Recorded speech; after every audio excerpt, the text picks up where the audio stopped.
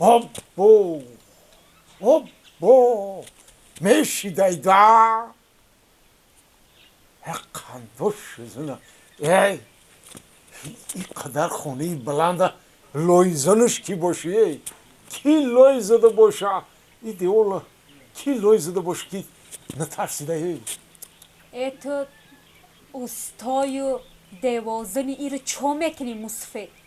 تو بگو ای رو لایتش کی باشه